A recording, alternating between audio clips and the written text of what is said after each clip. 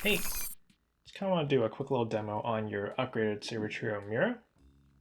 So originally I sold this to you with a Golden Harvest V3 with a removable chassis. We've taken it and upgraded to a crystal chamber removable chassis, as well as some accent side LED lighting.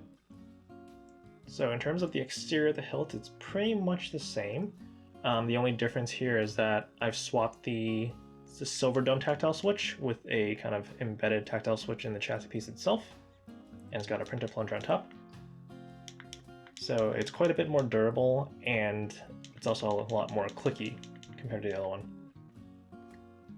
So to access the chassis, just unscrew the pommel just like before. You want to make sure you kind of cup over the opening so the chassis doesn't fall on the floor. And then here's your upgraded removable chassis. So we got this done in pretty much kind of a glitter dark green. The listing said Mysterious Abyss, so it does kind of have a little bit of a shimmering effect if you rotate it a bit. So there's your Proffie v3.9. We got our nylon crystal chamber there. I finished it over with a gold rub buff. We got our side accent LED panels. I also finished that over with a gold rub buff. I also have a white diffusion kind of strip printed.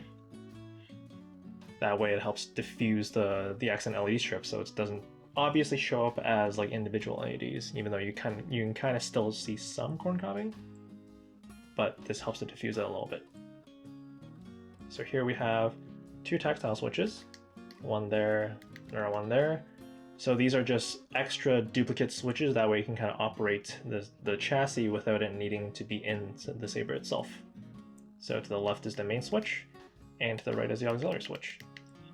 It also says an Orbish, I believe that says main and aux. A little bit hard to see because it's so tiny.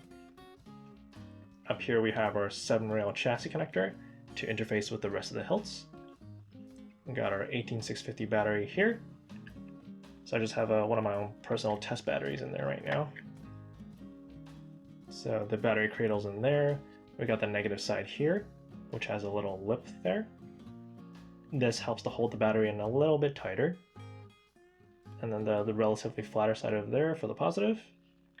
So when you're inserting the battery, I do negative first because there is that lip there. So just slide the negative side in, the flat negative side in, compress the positive, slide it in, and it should sit in like that. Down here we have our 28mm bass speaker there, and a kill switch. So I'm going to toggle that on. So for the kill switch, if you toggle it to the left, it's off, and you toggle it to the right, it's on. There's also kind of power symbols there, the open circuit and the closed circuit there. Dream Hunter online. So I've loaded about 10 fonts on here. I know you sent about like 13 or 15. I was only there were some of them which had kind of like duplicate styles in there, so I only loaded about 10 of them on there. So the first one is Dream Hunter. The crystal chamber LED mimics the blade color, the main blade color. So currently it's on green.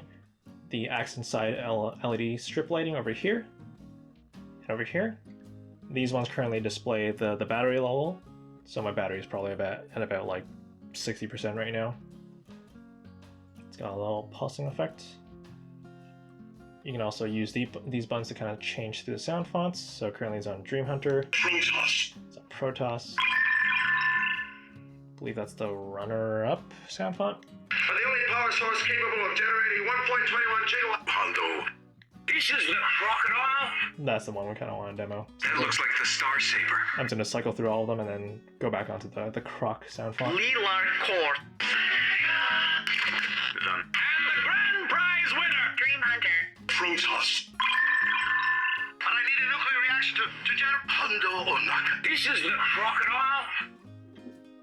So, to insert the chassis, just make sure that the chassis connector is facing in. It doesn't need to be in any orientation. Usually with my Sabertrio chassis I do, but because the Covertech screws kind of fell down, I can just slide in any orientation that I want. So So just make sure you're pushing it all the way, and then screw the pommel in.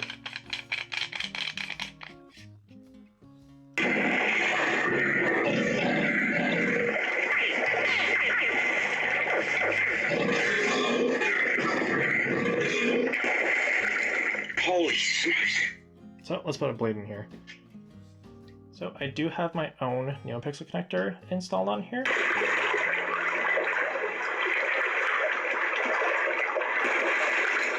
Let's go run for cover. It's got that kind of 4 quad wing, I don't know what you call it, pattern to it.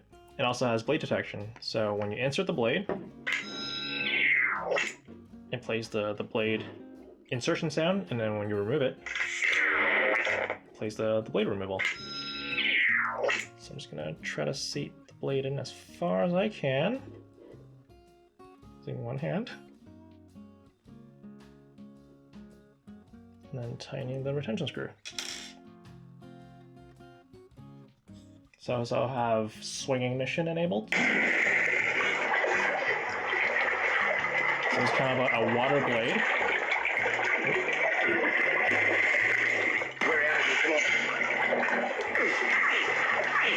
And I have it set to kind of a green color. If you want me to change the color to something like a blue, because it's kind of like a watery font, we can do that as well.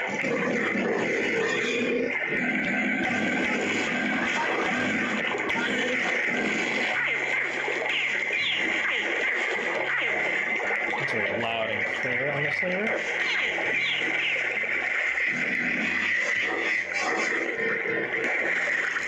We're out of here, come on. Let's see if we can cycle backwards. Hondo. Are the only power. Protoss. Let's go Protoss font here. So it's kind of like an energy blade style. I copied that over from the Malice that we installed earlier.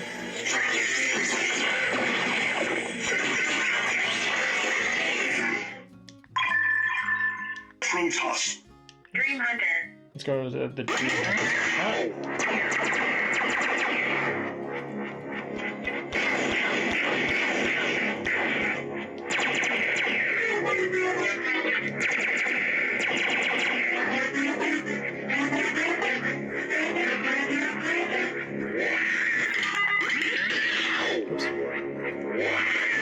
Also have twist retraction turned on.